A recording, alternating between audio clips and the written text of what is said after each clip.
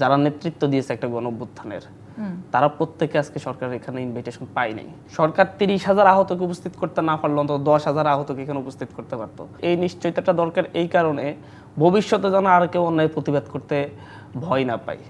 আমরা তো ভয়ের মধ্য দিয়ে আন্দোলন করতে হয়েছে, অন্যায় প্রতিবাদ করতে হয়েছে।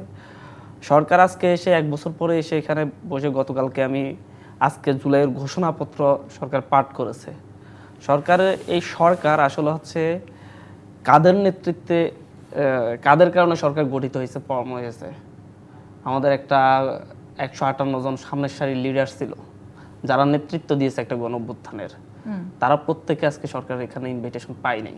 বিভিন্ন দলের বিভিন্ন মতের মানুষ থাকতে পারে, বাট এরা নিজের জীবন বাজি রেখে শেখ হাসিনা পতন আন্দোলন করেছে এবং এই সরকার ফরমেশনে ভূমিকা রাখছে। আমি বলছি, লেজিটিমেসি পাইতে হলে সরকার যে 1000 শহীদের রক্তের বিনিময়ে, জীবনের বিনিময়ে সরকার ফর্ম হয়েছে, সরকার সেই 1000 পরিবারকে এখানে উপস্থিত করতে হতো। সরকার 30,000 আহতকে উপস্থিত করতে না পারলো, অন্তত 10,000 আহতকে এখানে উপস্থিত করতে পারতো। তাহলে এই ঘোষণাপত্রটা লেজিটিমেসি পাচ্ছে নাকি পাচ্ছে না, তারাই বলতে